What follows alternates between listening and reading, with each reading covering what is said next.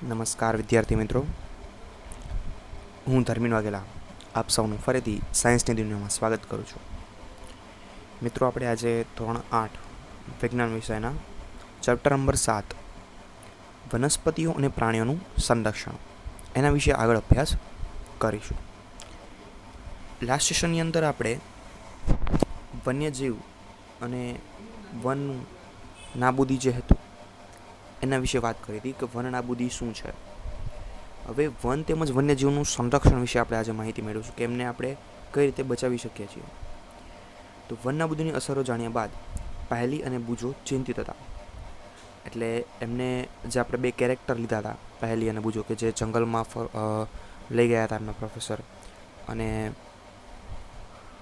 અલગ અલગ, તો તેના વિશે આપણે વાત કરવાની છે. તો એમને અહમદ પાસે એમને પૂછ્યું કે વન તેમજ વન્યજીવ પ્રાણીઓ જે છે એને કેવી રીતે બચાવી શકાય. એટલે કે જે જંગલ છે, વન મતલબ જંગલ, અને એની અંદર વસતા પ્રાણીઓ એટલે વન્ય પ્રાણીઓ, આપણે એમને કઈ રીતે બચાવી શકીએ. તો સૌથી પહેલાં જીવાવરણ વિશે વાત કરીએ કે જીવાવરણ જે છે એ પૃથ્વીનો એ ભાગ છે કે જેમાં સજીવો વસવાટ કરે છે અથવા જે સજીવને આધાર આપે છે. જીવાવરણ કોને કહેવાય? જીવનું આવરણ. એમ જીવ એટલે જે સજીવો છે, વસે છે જમીન ઉપર, એનું આવરણ, અથવા એ જે જીવનને આધાર આપે છે. જૈવ વિવિધતા કોને કહેવાય? તો જૈવ વિવિધતા એટલે કે પૃથ્વી પર જોવા મળતા વિભિન્ન સજીવો અને તેઓની વચ્ચેનો આંતર સંબંધ અને તેઓનું પર્યાવરણ સાથેનો સંબંધ, એને કહેવાય જૈવ વિવિધતા. મિત્રો, આપણે ખાસ યાદ રાખીશું જૈવ વિવિધતા એટલે શું છે. જૈવ વિવિધતા અહીંયા તમને આપેલું છે. જૈવ વિવિધતાની વ્યાખ્યા પૂછાય તો આપણે લખવામાં આવશે કે પૃથ્વી પર જોવા મળતા વિભિન્ન સજીવો અને તેમની વચ્ચેનો આંતર સંબંધ અથવા પર્યાવરણ સાથેનો એમનો સંબંધને જૈવ વિવિધતા કહે છે. પ્રોફેસર અહેમદે પહેલી અને બુજો જે છે એમના સહધ્યેય માટે જૈવાવરણ સુરક્ષિત ક્ષેત્રની મુલાકાત માટેનું આયોજન કર્યું હતું. એટલે એવું ક્ષેત્ર કે જ્યાં આ જૈવાવરણનું સુરક્ષિતતા માટેનું આખું વિસ્તાર નક્કી કરેલો હોય એને જૈવાવરણ સુરક્ષિત ક્ષેત્ર કહેવાય. તેના માટે તેઓએ પંચમઢી જૈવાવરણ સુરક્ષિત ક્ષેત્રની પસંદગી કરી. તે જાણતા હતા કે આ ક્ષેત્રની વનસ્પતિઓ અને પ્રાણીઓ ઉપરી હિમાલયની શૃંખલાઓ તેમજ નીચાણવાળા પશ્ચિમ ઘાટ વિસ્તારના પ્રાણીઓ અને વનસ્પતિઓને સમાન છે. એટલે એમને એક એવી પસંદગી કરી એક ક્ષેત્રની કે જેનું નામ શું છે? પંચમઢી જૈવાવરણ સુરક્ષિત ક્ષેત્ર. પંચમઢીમાં આવેલું એક જૈવાવરણ સુરક્ષિત ક્ષેત્ર એમને પસંદ કર્યું કે જ્યાં વનસ્પતિઓ અને પ્રાણીઓ જે છે એ ઉપરી હિમાલય શૃંખલાઓ, એટલે ઉપરના જે હિમાલયની જે શૃંખલાવાળા જે વિસ્તાર છે ત્યાં, અને નીચેના જે પશ્ચિમ ઘાટના વિસ્તાર છે ત્યાંના પ્રાણીઓ અને વનસ્પતિના સમાન છે. એટલે ત્યાંના જે પંચમઢી છે અહીંયાના પ્રાણીઓ અને વનસ્પતિઓ કોના જેવા છે? હિમાલયની શૃંખલાવાળા જે અમુક પ્રાણીઓ છે એના વનસ્પતિઓ જેવા, અને નીચાણમાં જે પશ્ચિમ ઘાટના છે એના જેવા. પ્રોફેસર અહેમદને વિશ્વાસ હતો કે આ ક્ષેત્રની જૈવ વિવિધતા આગવી છે. તે વન કર્મચારી શ્રી માધવજીને જૈવાવરણ સંરક્ષિત ક્ષેત્રમાં વિદ્યાર્થીઓનું માર્ગદર્શન કરવાનો અનુરોધ કર્યો. એટલે જે જૈવ આરક્ષણ ક્ષેત્ર હોય, બરાબર, ત્યાં એમની સિક્યોરિટી માટે અને એમના માટે અલગ અલગ કર્મચારીઓ હોય ફોરેસ્ટના. તો અહીંયા જે ફોરેસ્ટ કર્મચારી હતા માધવજી, તો એ પ્રોફેસરે એમને કીધું કે ભાઈ છોકરાઓને લઈ જાઓ અને એમનું માર્ગદર્શન કરો કે અહીંયા આ પ્રકારના વૃક્ષો છે, અહીંયા આ સાઈડ આ પ્રકારના પ્રાણીઓ જોવા મળે છે. એ રીતે તેઓએ જણાવ્યું કે જૈવિક મહત્વ ધરાવતા ક્ષેત્રોનું સંરક્ષણ એ આપણી રાષ્ટ્રીય પરંપરાનો એક ભાગ છે. જૈવિક મહત્વ જે ખૂબ જ કિંમતી છે આપણા પર્યાવરણ માટે. દરેક વનસ્પતિ આમ જોવા જઈએ તો કિંમતી જ છે. તો એ જે જૈવિક મહત્વ ધરાવતા જે ક્ષેત્ર છે કે જ્યાં અલગ અલગ પ્રકારની વનસ્પતિઓ મળે છે અને અલગ અલગ પ્રકારના પ્રાણીઓ મળે છે, એને જૈવ વિવિધતા ધરાવતું કહેવાય. તો એ ક્ષેત્રોનો બચાવ કરો, સંરક્ષણ કરો, એ આપણી રાષ્ટ્રીય પરંપરા છે. એટલે એવું છે કે રાષ્ટ્રીય પરંપરા આપણી શું છે? તો જૈવ વિવિધતા ધરાવતા ક્ષેત્રોનો કે જૈવ મહત્વ ધરાવતા ક્ષેત્રોનું સંરક્ષણ કરવું. માધવજીએ વિદ્યાર્થીઓને સમજાવ્યું કે આપણા વ્યક્તિગત પ્રયત્નો અને સમાજના પ્રયત્નોથી વિશેષ સરકારી સંસ્થાઓ પણ વન્ય તેમજ પ્રાણીઓની સંરક્ષણ માટે કાર્યરત છે. એટલે લોકો દ્વારા અને સમાજ દ્વારા જે થાય છે અલગ અલગ પ્રકારના કાર્યક્રમો કોઈ બી હોય છે કે વૃક્ષારોપણ છે કે ઘણા બધા અલગ અલગ થતા હોય છે, પણ એ સિવાય જે સરકાર છે, ગવર્મેન્ટ છે, એ પણ આના માટે અલગ અલગ પ્રકારની સંસ્થાઓ ચલાવે છે અને અલગ અલગ પ્રકારના કાર્યક્રમોનું સંચાલન કરે છે. સરકાર તેઓની સુરક્ષા અને સંરક્ષણ હેતુ માટે નિયમ, પદ્ધતિઓ અને યોજનાઓ બનાવે છે. એટલે સરકાર શું કરે છે કે ભાઈ આ વન્યજીવોના સંરક્ષણ માટે, તો એના માટે શું કરશે, અલગ પ્રકારના નિયમો બનાવે છે, એના માટે એક સંસ્થા બનાવશે, એક આખી મેથડ પદ્ધતિ બનાવશે, એની અલગ અલગ પ્રકારની યોજનાઓ બહાર પાડશે. હવે એ કઈ કઈ છે એક ખાસ યાદ રાખશું મિત્રો, કે સરકાર જૈવ વિવિધતા, જે જૈવ મહત્વ ધરાવતા ક્ષેત્રો છે એના સંરક્ષણ માટે કયા કયા પ્રકારના યોજનાઓ બહાર છે. તો એમાં પહેલું છે વન્ય પ્રાણી અભયારણ્ય. શું નામ છે મિત્રો? વન્ય પ્રાણી અભયારણ્ય. બીજું છે રાષ્ટ્રીય ઉદ્યાન. ત્રીજું છે જૈવાવરણ સુરક્ષિત ક્ષેત્ર. આ 3 અલગ અલગ પ્રકારના છે. એક વન્ય પ્રાણી અભયારણ્ય, બીજું રાષ્ટ્રીય ઉદ્યાન અને ત્રીજું છે જૈવાવરણ સુરક્ષિત ક્ષેત્ર. આ જે ત્રણેય જે છે એ વનસ્પતિઓ અને પ્રાણીઓ માટે સંરક્ષિત તેમજ સુરક્ષિત ક્ષેત્ર છે. કોના માટે? વનસ્પતિઓ અને પ્રાણીઓ માટે આ 3 જે છે અલગ અલગ યોજના એ બહાર પાડેલી છે ગવર્મેન્ટ દ્વારા. વનસ્પતિઓ અને પ્રાણીઓ અને તેમના નિવાસોને સંરક્ષણ માટે સુરક્ષિત ક્ષેત્ર જાહેર કરવામાં આવે છે, જેને અભયારણ્ય, રાષ્ટ્રીય ઉદ્યાન અથવા જૈવાવરણ આરક્ષિત વિસ્તાર કહીએ છીએ. તો આ જે 3 નામ આપ્યા, બરોબર, આ જે 3 નામ છે એ 3 નામ કોના માટે છે? તો એના માટે અહીંયા લખેલું છે, જુઓ કે વનસ્પતિઓ અને પ્રાણીઓ અને તેમનો નિવાસ એના સંરક્ષણ માટે જે વિસ્તારો આપણે સુરક્ષિત કરીએ છીએ કે એ જાહેર કરવામાં આવે છે, એને આપણે શું કહીશું? અભયારણ્ય, રાષ્ટ્રીય ઉદ્યાન કે જૈવાવરણ આરક્ષિત વિસ્તાર. વૃક્ષારોપણ, ખેતી, ચરવું, વૃક્ષોની કાપણી, શિકાર, ચામડું પ્રાપ્ત કરવા માટેની શિકાર, આ ક્ષેત્રોમાં પ્રતિબંધ હોય છે. એટલે આજે ઉપરની જેટલી પણ વસ્તુ લખેલી છે, બરોબર, અહીંયાથી અહીંયા સુધીનું એ કોઈ પણ વસ્તુ આપણે આ 3 વિસ્તારોમાં કરી શકીએ નહીં.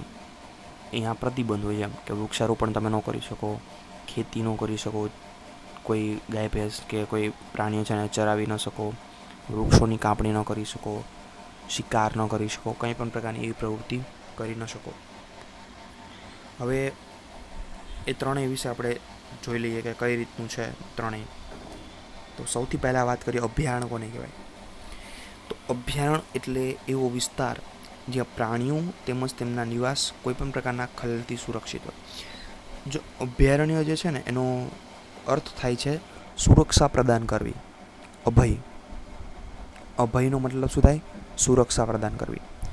આપણે કોઈને અભય આપીએ છીએ એટલે સુરક્ષા પ્રદાન કરીએ છીએ. તો અભયારણ્ય એટલે કે વન્યજીવો જે રહ્યા, પ્રાણીઓ, એમને કોઈ પણ પ્રકારનું ડિસ્ટર્બ થાય નહીં એવો વિસ્તાર, એમને કે તો એમના કોઈ નિવાસને, એને અભયારણ્ય કહેવાય. બીજું છે રાષ્ટ્રીય ઉદ્યાન. તો વન્ય પ્રાણીઓ માટે આરક્ષિત ક્ષેત્ર જ્યાં સ્વતંત્ર રૂપે નિવાસ કરી શકે, એને આપણે અને પ્રાકૃતિક સંસાધનોનો ઉપયોગ કરી શકે, એને આપણે શું કહીશું? રાષ્ટ્રીય ઉદ્યાન. કોને કહેવાય રાષ્ટ્રીય ઉદ્યાન? વન્ય પ્રાણીઓ માટે આરક્ષિત જે ક્ષેત્ર જે છે એ સ્વતંત્ર રીતે એનો ઉપયોગ કરી શકે, અહીંયા રહી શકે, એને આપણે રાષ્ટ્રીય ઉદ્યાન કહીશું. અને ત્રીજું જે છે એ છે જૈવાવરણ આરક્ષિત વિસ્તાર. તો વન્ય સજીવો, વનસ્પતિઓ તેમજ પ્રાણીઓ અને તે વિસ્તારના આદિવાસીઓની પારંપરિક રીતે જીવન પર્યાય હેતુ માટે વિશાળ સુરક્ષિત વિસ્તાર. આવું બહુ મોટું હોય. અભયારણ્ય અને રાષ્ટ્રીય ઉદ્યાન છે એ અમુક લિમિટેશન ની અંદર આવતું હોય, પણ જૈવાવરણ આરક્ષિત ક્ષેત્ર જે છે એ બહુ ઘણા બધા કિલોમીટરોના ગાળામાં હોય છે. તો એમાં શું હોય છે, તો વન્ય સજીવો હોય, વનસ્પતિઓ હોય, પ્રાણીઓ હોય, ત્યાં વસતા આદિવાસીઓ હોય, એ બધાની સુરક્ષા માટે, એમના જીવન પર્યાય માટે જે વિસ્તારને નક્કી કરેલો છે એને કહેવાય જૈવાવરણ આરક્ષિત વિસ્તાર. હવે એક પ્રવૃત્તિ તમને આપેલી છે કે તમારા જિલ્લામાં, રાજ્યમાં કે દેશની અંદર જે રાષ્ટ્રીય ઉદ્યાન, અભયારણ્ય કે જૈવાવરણ આરક્ષિત ક્ષેત્ર હોય એની સંખ્યા શોધો, અને તમને એક કોષ્ટક આપેલું છે 7.1, એની અંદર તમારે ભરવાનું છે.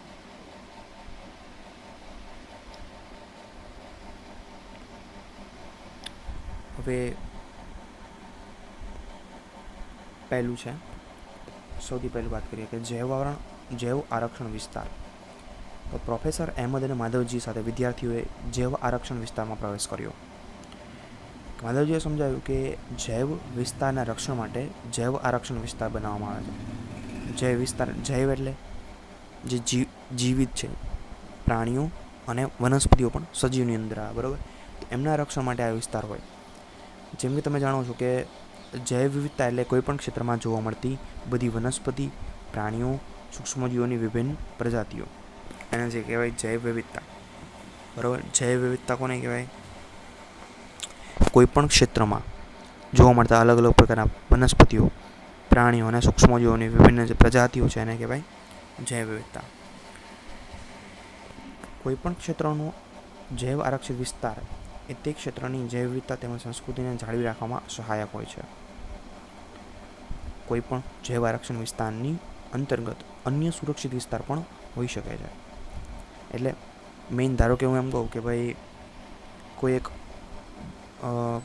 50 કિલોમીટરનો એરિયા છે, સર્કલ આખું 50 કિલોમીટરનું, એ એરિયામાં આપણે એક જૈવ આરક્ષણ વિસ્તાર જાહેર કર્યો, તો એની અંદરના ભાગમાં આપણે નાના અમુક ભાગની અંદર આપણે અભયારણ્ય પણ જાહેર કરી શકીએ, બરાબર.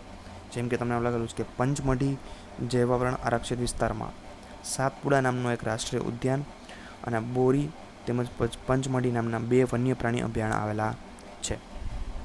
એટલે કહેવાનો મતલબ શું છે, સમજો છો કે કોઈ મોટો વિસ્તાર હોય, ઉદાહરણ તરીકે એમ કહું કે આજે મેં આટલો વિસ્તાર નક્કી કર્યો,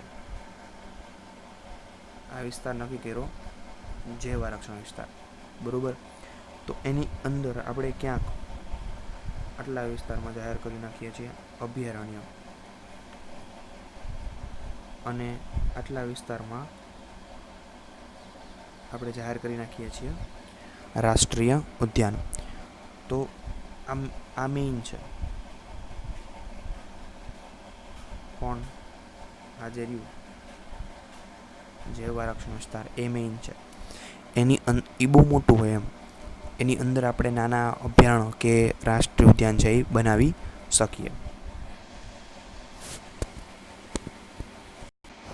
હવે તમને એક કોષ્ટક આવેલું છે, કોષ્ટક 7.1, કે જેની અંદર આપણે આપણા જિલ્લામાં, આપણા રાજ્યમાં, આપણા દેશમાં હોય એવા રાષ્ટ્રીય ઉદ્યાન, વન્ય પ્રાણી અભયારણ્ય અને જૈવ આરક્ષણ વિસ્તારની નોંધ કરવાની છે. ઉદાહરણ તરીકે એક ઉદાહરણ આપું છું કે આપણા રાજ્યની અંદર એક ગીર અભયારણ્ય છે, જે જુનાગઢ ગીરની અંદર આવેલું છે, કે જ્યાં સિંહોની સુરક્ષા થાય છે, સિંહ જે હોય એની. તો એ વન્ય પ્રાણી અભયારણ્યમાં આવશે. મારા રાજ્યમાં છે તો એક ગીર અભયારણ્ય છે, બરાબર. તો એવું આપણા દેશની અંદર, ધારો કે વાત કરીએ તો વાઘ માટે રોયલ બેંગલ ટાઈગર જે છે ત્યાં આવેલું છે એક અભયારણ્ય વાઘની સુરક્ષા માટેનું, તો એ વન્ય પ્રાણી અભયારણ્ય છે. પછી એક સિંગી ગેંડા માટે કાજીરંગા અભયારણ્ય આવેલું છે. એમ આપણે અલગ અલગ તમારે અહીંયા નોંધ કરવાની છે. એ તમે જાતે તમારે લખવાનું છે, જિલ્લામાં, રાજ્યમાં અને દેશમાં. હવે અહીંયા તમને એક નીચે એક ગ્રાફ આપેલો છે, એ છે પંચમઢી જૈવ આરક્ષણ વિસ્તારનો, કે જેની અંદર જો અમુક વિસ્તારમાં અભયારણ્ય છે, અમુક વિસ્તારમાં રાષ્ટ્રીય ઉદ્યાન છે. જો આ આખો જે વિસ્તાર જો આખો, એ છે પંચમઢી જૈવ આરક્ષણ વિસ્તાર, કે જેની અંદર અમુક ભાગમાં તમે જોઈ શકો છો આટલો ભાગ જે છે ત્યાં પંચમઢી અભયારણ્ય છે, આટલો ભાગ જે છે ત્યાં સાતપુરા રાષ્ટ્રીય ઉદ્યાન છે, અને આટલો ભાગ જે છે ત્યાં બોરી અભયારણ્ય છે.